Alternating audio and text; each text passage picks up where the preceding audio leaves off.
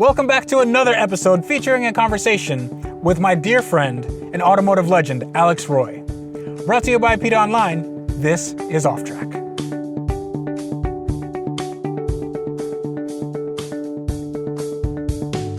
The American dream is kind of like, well, it used to mean a lot more than it means today because people aren't fighting for what the full dream was 50 years ago. The good old days.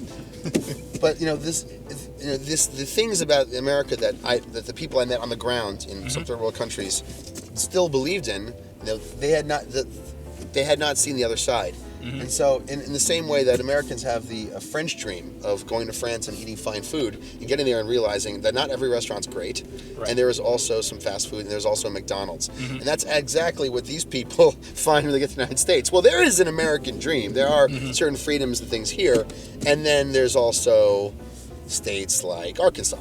Right. So, and I'm not saying I hadn't had good times in Arkansas. I have. But,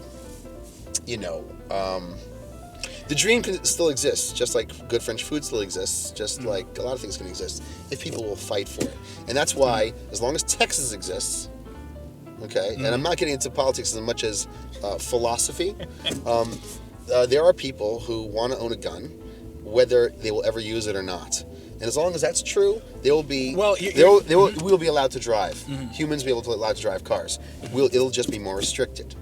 You're talking about Texas as as an idea, as like a conservative ideal that people, not conservative politically, but just kind of, this is mine, and this is my my property, and nobody can take this from me, type thing. Yes. Yeah. And I mean, I don't want to speak for all Texans. I'm no Alex de Tocqueville, but as long as politics and political philosophy is a function of many things, but largely geography.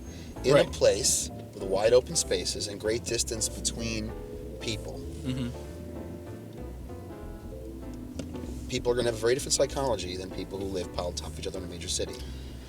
And look at the geography of Europe has driven political conflicts and wars for centuries. The geography of Texas and the Southwest. There's a reason gun ownership is greater in certain areas, and gun laws reflect that, and the restriction of gun ownership. And listen, let me tell you something. There are people out down there who will never buy an automated car. Automated driving will be driven by regional differences as much as by political and economic pressure. It's kind of like the old timers who will never buy a fuel injected car. It's like, well, I can. I've never met anyone, but that's. I have a screwdriver. I can tune it myself. I don't need these newfangled anythings. Well, going back to the privacy once again. Think about, there will be people who do not want to own a car ever.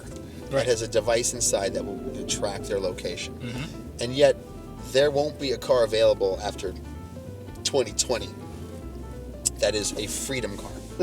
Right. It won't exist. So the used market is going to evolve towards, and it's going to evolve regionally, because I think there's got to be some relationship between people in the Southwest who want to retain the right of, say, gun ownership, want to drive themselves, who don't want to be tracked at all. And Homeland Security. Look at that.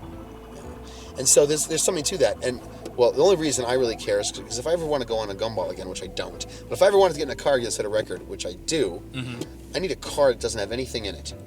Right. Nothing. Not even I'm going to take a leap towards Ed Bullion for a second. Right. Okay. Ed Bullion and I spoke right after he claimed to have broken the record. I asked him why he didn't shoot any video. He said, well, I didn't want to have any video on board. Now, he's a smart guy. This guy's very smart. Anyone who doesn't think so doesn't understand what it takes to go cross country, assuming he did, which I kind of think he did. But. Actually, let me interrupt you. Yeah. Just for the uninitiated, Ed Bullion is the guy who has the transcontinental record right now. To be clear, I've never come out and said that. Okay.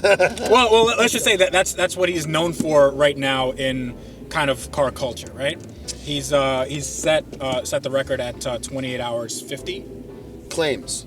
Okay, so he claims To be fair to Ed, okay, there have been cross-country records claimed. I claim one. Richard Rawlings claims one. Bolian claims one. Richard Rawlings from Fast and Loud, right? And Gas Monkey Garage. So, but in the absence of any organizational body recognizing such records, okay. I've chosen not to accuse anyone of having it or not having it. Although I've been accused of not having it, and people have accused Ed of not having it, I've chosen to remain silent and just say, I claim this time. Here's my proof. Well, isn't that kind of the spirit in which it's intended? You know, this one would hope. Yeah, I mean, it's all an unofficial, allegedly. You know, I did this allegedly. Well, you know, I have never sat down with Ed and had the debate over the truthfulness of his claims.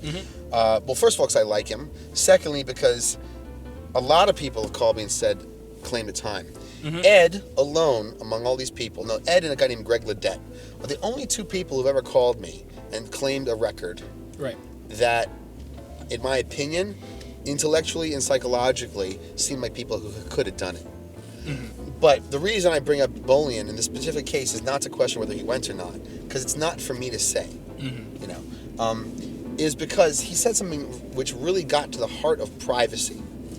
He said he didn't shoot video because he didn't want to have video on board in the car if he was caught. Now, because he's a smart guy, I don't entirely buy that argument, because he could have on his iPhone run Ustream and streamed video, bandwidth dependent, to their site, and then had it stored there behind a private page. Okay. It's several leaps of logic away for him to have been caught, and then the police figuring out what he did, and then the police figuring out where he streamed to, and the police seizing the phone, police getting behind the privacy wall. But it could be a liability. I mean, when you have something like this, there have to be more than a few moving parts. So if one person kind of has it out for you, or something like this, is just kind of another liability that you don't necessarily need to take. I understand your point where you don't. Like you can get video and have it in a way where, like, this obviously it's not proves... physically on board for evidentiary purposes. Right. I'm more interested in when I went across, I'm really interested in discussing Bolian and I from the privacy standpoint, the evolution of technology as it relates to privacy, as it relates to driving. Because when I went across, we had some total devices in car. Trapster didn't exist. Google Maps didn't exist, or there was. It didn't. If I recall correctly, we just really didn't have it. I don't think it was 2006, 2007. Didn't exist on a device with sufficient bandwidth that it could be used. I don't think it existed at all. Like, they wouldn't even test it, which means it probably didn't exist. Right. So in the car, what do we have that made us trackable? We had 3 cell phones, 4 cell phones. So had we been caught, had the government been monitoring the location of cell phones and the movement of cell phones in an active manner, and if speeding was something they cared about, we would have been arrested before we got past 2 states. Think about it. Okay, so what was Bolian rolling with? Bolian's rolling with at least one iPhone, at least one iPad, and he's rolling with a tracking device that is commonly used by a trucking company to track in motion real time. Trucking company, that data is private to the client. In this case, Bolian's a client the way a trucker would be a client, or a trucking company would become a client. Right. So he could have been monitored again because he was using Google Maps. They're using Waze. Okay. So Waze. Waze owned by Google. Google is, as we know, cooperating with the government. If the government really cared about speeding, he would have made it past Pennsylvania. So we have time. Waze is owned by Google now. Yes. But before was it? When he went a year and change, might have been. Well, they are now. So there are so many inputs, data points the government could be collating and collecting. Speeding is not on that radar.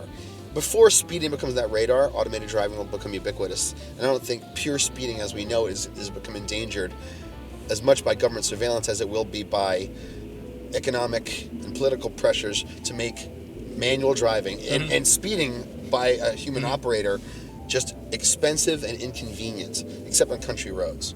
And eventually the technology to surveil and reduce speeding on country roads will improve to the point where only very wealthy towns, well, actually, maybe only Texas and even poor towns where it will be possible. If I sound like a great pessimist about all these things and maybe a little unclear on it, it's because talking about it with you is... It seems pretty realistic. I mean, I can see something going on like that. One thing is, the second people can get over the fact that they're not driving and they're not in control, that's when it'll take off. But right now, it's... All right, you fly all over, right? You take a plane. And planes nowadays, they have programs to take off, they have programs to land, they have autopilot. It's very, it's very streamlined. Well, yes. But would you get on a flight knowing that there was no pilot? Well, that's interesting because, there's a play I saw 15 years ago, which just became a movie, which I haven't seen, called CVR, Cockpit Voice Recorder. Okay. And it's the play and the film are, 3 or 4 actors recreate like 10 or 15 like 4-minute episodes verbatim reenacting the dialogue in cockpit of planes that crashed. Ooh. It's great. I mean, the movie's on iTunes. It's super low budget. If it's anywhere as good as the play, it's incredible. And pretty much each of these things goes down the same way. It's like, that stewardess is pretty hot. Yeah, I think so too. Should I get the coffee? Yeah, I'll take a nap. You get the coffee. I'll take the nap. Oh, hey guys, what do you want to have? I'll have the chicken. I'll have the fish. Thanks. No problem, Mr. Chappelle. What's that? I don't know. Woo, woo, woo. Pull up. Ow, yeah. Bam. Every single one's the same. It's like, oh, stewardess is pretty hot. Woo, woo, pull up. Holy shit. All right, that's enough for today, but what did you think? You can leave a comment down below to give us your view, or you can join us next time when we continue the conversation. Be sure to follow Alex on his YouTube channel, especially if you like some insightful commentary about some seriously cool cars. And you can check out APiDAonline.com for DIY guides, epic builds, and videos just like this updated daily. If you'd like to support APiDA Online, you can do so by clicking through the Amazon banner on our homepage. It costs you nothing, and it lets us keep making articles and videos like this for you for free. And on that note, always remember, life is just too short to drive boring cars.